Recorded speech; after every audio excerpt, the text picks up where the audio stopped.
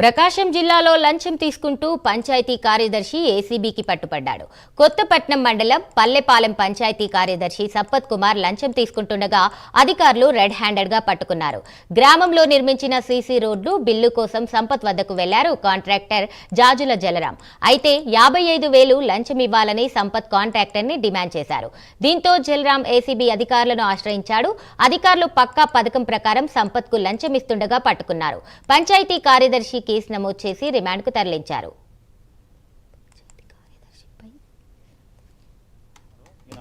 BDS చేశాడు. Government dental college విజయవాడలో BDS చేసినాడు.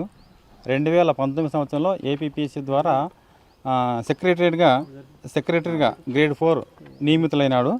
ఈయన సర్వీసులో గతంలో బల్లికురవ అద్దంకిలో పనిచేసినాడు. ప్రస్తుతము కేపల్లెపాలెము పంచాయతీ సెక్రటరీ పనిచేస్తూ కొత్తపట్నానికి ఇన్ఛార్జిగా కూడా ఉంటున్నాడు. గత సంవత్సరము జాజుల జ్వాలారాం అనే వ్యక్తి ఈ డంకంతోర కాలనీ ఉంది, ఎస్టీ కాలనీ.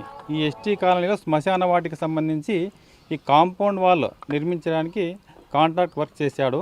ఆ కాంట్రాక్ట్ వర్క్ బిల్స్ చేయడానికని ఈ పంచాయతీ సెక్రటరీ గారు అయినటువంటి సంపత్ కుమార్ గారు 55,000 రూపాయలు లంచం డిమాండ్ చేయగా ఈరోజు ఏసీబీ అఫీషియల్స్ అతను లంచం తీసుకుంటుండగా పట్టుకొని అతన్ని ఈరోజు అరెస్ట్ చేయడం జరిగింది.